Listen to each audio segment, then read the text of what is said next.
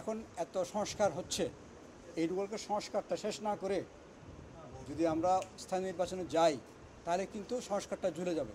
উনি যদি নিজে ডেভেলপমেন্ট করেন তাহলে উনি তার কনফ্লিক্ট অফ ইন্টারেস্ট হলো, উনি জবাবদিহি করাবেন কাকে? সুতরাং এটা থাকতে পারে না, মানে বর্তমান কনস্টিটিউশন অনুযায়ী পারে না এটা। বর্তমান সময়ের যে যা আছে তার রেখে যদি ইলেকশন করতে যান 5টা শিডিউল দিয়ে 5টা নির্বাচন করতে হবে, তখন কিন্তু লিখে দেয় যে এমপির উপদেশ গ্রহণ করবেন।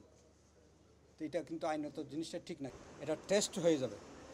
এবং স্থানীয় জাতীয় নির্বাচন করার সময় যে সাপোর্ট দরকার হবে স্থানীয় পর্যায়ে, সেটাও একটা এনশিওর হবে।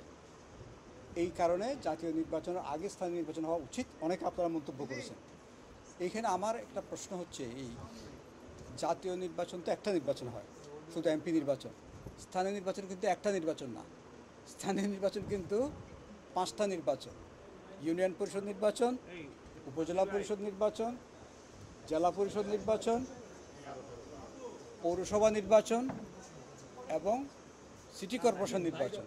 তাহলে 5টা নির্বাচনের মধ্যে প্রায় 3টা নির্বাচন জাতীয় নির্বাচনের সমপর্যায়ের আয়োজন করতে হয়। সেটা হচ্ছে ইউনিয়ন, পৌরসভা এবং উপজেলা। এই 3টা নির্বাচন কিন্তু ন্যাশন ওয়াইড। আর সিটি কর্পোরেশনটা হয়তো একটা লোকালাইজড।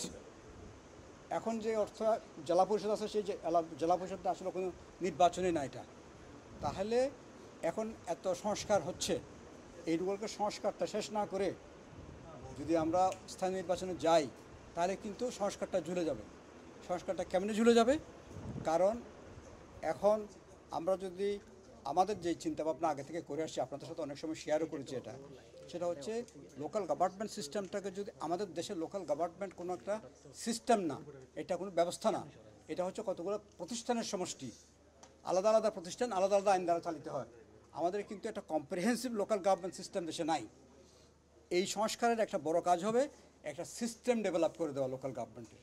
সেই সিস্টেমটা কি হবে? এখন যে সিস্টেমটা আছে সেটা হচ্ছে আগের যে আইয়ুব খানের আমলের যে সিস্টেম, সেটাকে মাথায় রেখেই কিন্তু ইউনিয়ন পরিষদ হয়েছিল দেশে। ইউনিয়ন পরিষদ হওয়ার 10 বছর পরে এসে উপজেলা পরিষদ নির্বাচন, উপজেলা হয়েছে। উপজেলা হওয়ার আবার কয়েক বছর পরে, প্রায় আরও 10 বছর পরে জেলা পরিষদ হয়েছে। সিটি কর্পোরেশনটা বারবার পরীক্ষা নিরীক্ষা করে হয়েছে। এত করে এগুলো পিস মিলতে হয়েছে, কম্প্রিহেন্সিভলি কিছু হয়নি। এই জন্য কম্প্রিহেন্সিভ একটা লোকাল গভর্নমেন্ট সিস্টেম দরকার। সেই কম্প্রিহেন্সিভ সিস্টেম যদি দরকার হয়, এখন একটা খুব মোক্ষম সময় এটার। কেন মোক্ষম সময়? অলরেডি বুঝে না বুঝে বা সার্কামস্টেন্সিয়াল রিজনে, অবস্থার পরিপ্রেক্ষিতে স্থানীয় সরকারের বেশিরভাগ সংগঠন বিলুপ্ত হয়ে গেছে। একটা কম্প্রিহেন্সিভ আইন হবে, একটা কম্প্রিহেন্সিভ আইনের ভিতরে সবগুলো প্রতিষ্ঠান চলে আসবে এবং আমরা একটা শিডিউল দিয়ে সবগুলো ইলেকশন করতে পারবো। সিস্টেমটা কি? আগে আমরা নির্বাচন করেছি মেয়র ইলেকশন, উপজেলা ইলেকশন, পৌরসভা ইলেকশন হচ্ছে বা সিটি ইলেকশন হচ্ছে, সেটা আপনি বলছেন না, মেয়র ইলেকশন। কারণ সকল আলো গিয়ে পড়ছে মেয়রের উপরে। ঠিক ইউনিয়ন পরিষদ ইলেকশন হচ্ছে, উপজেলা পরিষদ ইলেকশন হচ্ছে, বলি আমরা পপুলারলি বলি চেয়ারম্যান ইলেকশন। তার মানে অন্য সবগুলো শেষ। এখন বিশ্বব্যাপী যেখানে লোকাল গভর্নমেন্ট সফল, দূরে যাওয়ার দরকার নাই। ভারতের আমাদের পাশের রাজ্যগুলো, কলকাতা, পশ্চিমবঙ্গ,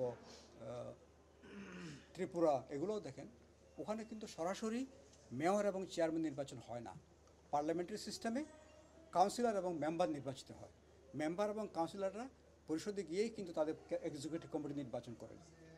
আমরাও সেই সিস্টেমটা চালু করতে চাই, তাহলে নির্বাচনটা অনেক বেশি লেস এক্সপেন্সিভ হবে, অনেক ব্যয় সাশ্রয়ী হবে, সময় সাশ্রয়ী হবে, এত জনবল লাগবে না। আমি একটা হিসাব করে দেখেছি, যেই লাস্টে যে ইলেকশনগুলো করেছেন আমাদের নির্বাচন কমিশন, লোকাল গভর্নমেন্ট ইলেকশন, ওখানে প্রায় 23,000 কোটি টাকা খরচ করেছেন, 23,000 কোটি টাকা, এবং 19 লক্ষ থেকে 20 লক্ষ লোকের এনগেজমেন্ট হয়েছে। এতগুলো শিডিউল করতে গিয়ে প্রায় 225 দিনের মতো সময় লেগেছে। এই জিনিসটা আমরা যদি এই রিফর্মটা করি, লোকাল গভর্নমেন্টটাকে যদি আমরা পার্লামেন্টারি সিস্টেমে নিয়ে আসি, তাহলে ইউনিয়ন, উপজেলা, জেলা, পৌরসভা, সিটি কর্পোরেশন এগুলো একই শিডিউলে যদি করতে পারি, তাহলে আমার খরচ চলে আসবে 600 কোটি টাকার মধ্যে। লোক লাগবে 8 লাখ, দিন লাগবে 45 দিন। তাহলে এই সিস্টেমে যাওয়ার পরে যদি আমরা যদি আমাদের একটা লোকাল গভর্নমেন্ট কমিশন হয়েছে, ইলেকশন কমিশনও কিন্তু এই কাজটা কিছুটা টাচ করতে পারে, অর্থাৎ ইলেকশন অংশটা, আর ওখানে হয়তো কম্প্রিহেন্সিভলি আসবে। এটা যদি আপনি 3-4 মাস 6 মাস সময় দিয়ে একটা অর্ডিন্যান্স করে লোকাল গভর্নমেন্ট আইনটা করে ওই যে ইলেকশনটা যদি যান তাহলে কিন্তু ন্যাশনাল ইলেকশনের আগে লোকাল ইলেকশন করা সম্ভব। অথবা একজন পার্লামেন্টের যিনি মেম্বার তার যে সংবিধান অনুযায়ী যে ক্ষমতা কাজ, তার আওতা, কাজের আওতা, তার মধ্যে কিন্তু লোকাল গভর্নমেন্টের লোকাল লেভেলের ডেভেলপমেন্ট তার কিন্তু পর্যায়ে পড়ে না। এটা কিন্তু এক্সিকিউটিভ ফাংশন। উনি করবেন মানুষকে জবাবদিহিতা মধ্যে আনা। এমপির একটা কাজ হচ্ছে সমস্ত সরকারের সমস্ত বিষয়গুলোকে জবাবদিহিতার মধ্যে আনা। তো উনি যদি নিজে ডেভেলপমেন্ট করেন তাহলে উনি তার কনফ্লিক্ট অফ ইন্টারেস্ট হলো, উনি জবাবদিহি করাবেন কাকে? সুতরাং এটা থাকতে পারে না, মানে বর্তমান কনস্টিটিউশন অনুযায়ী পারে না এটা। কিন্তু এগুলো বাইফার্কেট আমরা বাইপাস করেছি, আলাদা আলাদা করে প্রত্যেকটা মিনিস্ট্রি থেকে যখন এটা অ্যালোকেশন দেওয়া হয় লোকালি, তখন কিন্তু লিখে দেয় যে এমপির উপদেশ গ্রহণ করবেন। তো এটা কিন্তু আইনত জিনিসটা ঠিক না। কেউ এটা চ্যালেঞ্জ করেছে কোর্টে, কোর্টে চ্যালেঞ্জ করেছে, রায় হয় নাই। রায় না হলেও কিন্তু এটা চ্যালেঞ্জ হয়েছে কিন্তু এর পক্ষ থেকে।